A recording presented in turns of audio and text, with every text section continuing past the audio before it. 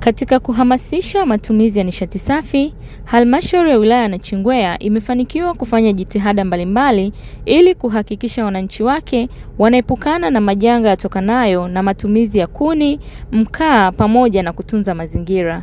Mratibu wa nishati safi anaeleza jitihada hizo. Ninaitwa Renata Kaumbia Fidelis, afisa maendeleo jamii na mratibu wa nishati safi. Halmashauri ya Wilaya ya Nachingwea inaendelea kuhamasisha na kutoa elimu juu ya matumizi ya nishati safi ya kupikia kwa kupitia vipeperushi, mikutano pamoja na redio. Lakini Halmashauri ya Wilaya ya Nachingwea imeweza kuyafikia makundi mbalimbali ikiwemo babalishe na mamalishe pamoja na taasisi ambazo ni sekondari kwa kuendelea kuhamasisha kutumia nishati safi. Lakini kwa mwaka wa fedha 2024-2025 Halmashauri ya Wilaya ya Nachingwea ilifanikiwa kuhamasisha kaya 3686 kuchangia mitungi ya gesi kwa bei elekezi ya ruzuku kwa 19,500 ambayo ilitolewa na serikali. Taasisi mbalimbali za umma na jamii wilayani Nachingwea wameanza kuunga mkono jitihada za Mheshimiwa Rais Dr. Samia Suluhu Hassan kwa kutumia nishati safi ya kupikia. Naitwa Mwalimu Jamila Jirani Hakika, mkuu wa shule sekondari ya wasichana Nachingwea. Nimeanza kutumia nishati safi mwaka jana 2025. Taasisi ya Nachingwea Girls ilianza kutumia nishati safi ya gesi kwa ajili ya kupikia chakula cha wanafunzi. Tangu nimeanza kutumia hii nishati kuna matokeo chanya ninayaona. Moja ni usafi wa mazingira. Usafi wa mazingira hasa kuzunguka eneo la jiko, lakini usafi wa mazingira bwaloni kwa ujumla. Kwa sababu gesi haitoi taka kwa maana ya mkaa pamoja na moshi. Kwa hiyo mazingira ya jikoni ni masafi. Lakini pia hata mazingira ya wapishi ni wasafi sana. Kwa majina naitwa Halima Hassan Longa, ni mpishi katika shule ya sekondari wasichana Nachingwea Girls.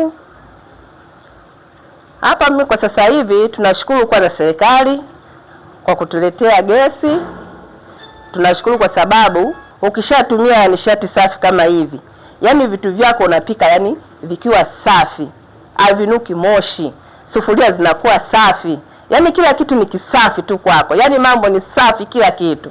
Kwa upande wa afya hususan kwa mpishi kama sisi tunapika vyakula vingi, vimetusaidia sana kwa sababu katika zile kuni kwanza kuna moshi mwingi sana ambao unaweza ukatuathiri kiafya. Kwa hiyo sasa hivi hamna moshi, kwa hiyo afya zetu zipo safi tu. Lakini tangu tumeanza kutumia nishati safi, kesi za kuchelewa chakula kwa wanafunzi haipo. Sambamba na hilo pia kuunga juhudi za Mheshimiwa Rais za matumizi ya nishati safi kwa taasisi zote za umma. Nashauri taasisi zingine watumie nishati safi kwa sababu kwanza ni salama zaidi na inaimarisha afya, lakini pia ni gharama ambazo tunaweza kuzimudu wote, sio gharama kubwa kama ambavyo watu wengine wanafikiri, kwa sababu miongoni mwa maswali ambayo napata ni gharama yake ipoje, mtu anahisi kama atatumia mamilioni ya pesa. Kwa majina naitwa Tugania Abraham Wakajinga, ni mkazi wa hapa Nachingwea Boma Mashariki Airport. Kwa faida ambazo mimi nazipata kama mama mjasiriamali ni nyingi sana.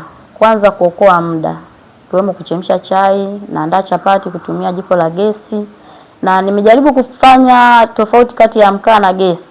Ila mimi kibiashara unanipa faida kwa sababu muda unakuwa ni mchache na napika chapati nyingi na ni kwa uharaka. Kwa hiyo na muda wateja tofauti na jiko la mkaa, niwashe uzimike, nianze tena nikoleze au nikoleze jiko lingine, ule unakuwa unateketea pale bila faida, tofauti na jiko la gesi. Ndio tofauti ambayo nimeona jiko la mkaa, nishati ya mkaa na nishati ya gesi. Kwa majina naitwa Agnes Julius, ni mkazi wa Boma Mashariki. Mimi ni mama wa nyumbani. Kwanza inanirahisishia maisha kwenye mapishi yangu kwa ajili ya mtoto wangu. Mara nyingine anapotoka shule, nakuta chakula nimeshakiandaa chapu anakula. Namshukuru sana Mama Samia kwa kutuletea haya majiko ya gesi, yanatuletea manufaa mengi sana. Na wahamasisha wanawake wenzangu watumie jiko la gesi ili kusudi turahisishe mazingira, tusipende kutumia mkaa. Mkaa kwanza unatuletea vifua.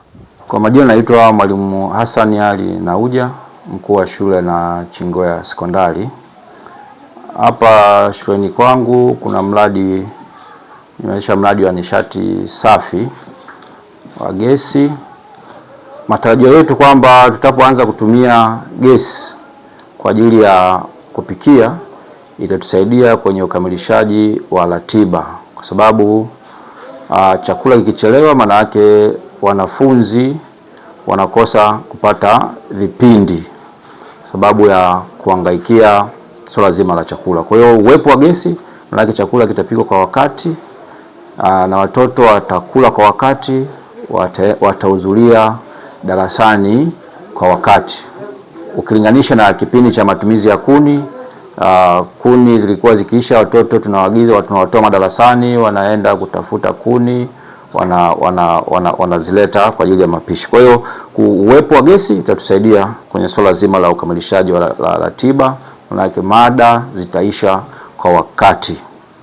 Lakini swala pili, faida ya pili ambayo tutapata kwenye mradi, swala zima la utunzaji wa mazingira.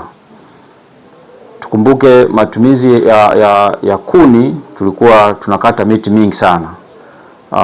Mathalani kwa mwezi hapa nilikuwa natumia sio chini ya lori 2 za kuni ambazo tulikuwa tunatumia kwa mwezi mmoja. Sasa ukichukua hiyo idadi ya hizo kuni, unaona kwa namna gani tulivyokuwa tunaharibu mazingira kwa ukataji wa miti hiyo. Lengo ikiwa ni kuhakikisha ifikapo mwaka 2034 zaidi ya 80% ya Watanzania wote kutumia nishati safi. Kwa majina naitwa Linton Nixon Nzunda, ni mkuu wa kitengo cha maliasili na uhifadhi wa mazingira wilaya ya Nachingwea. Nipo hapa kwa ajili ya kuelezea vitu kadhaa kuhusu nishati safi. Itakumbukwa kwamba tunao mkakati wa kitaifa wa miaka 10 kuanzia 2024 mpaka 2034 wa matumizi ya nishati safi na kuachana na matumizi ya kuni na mkaa ambazo tumekuwa tukizoea na tunatumia mpaka sasa. Kimsingi taifa letu la Tanzania kupitia kwa jemedari rais wetu Daktari Samia Suluhu Hassan limeona changamoto kubwa inayotokana na matumizi ya nishati za kuni na mkaa hapa nchini. Kufikia mwaka 2034 inapaswa tuwe angalau 80% ya Watanzania tunatumia nishati safi. Tunapozungumzia nishati safi tunamaanisha nishati zile ambazo tunaachana na zinatokana na gesi, umeme na vitu kama hivyo, na sio kuni na mkaa kama tulivyokuwa tumezoea.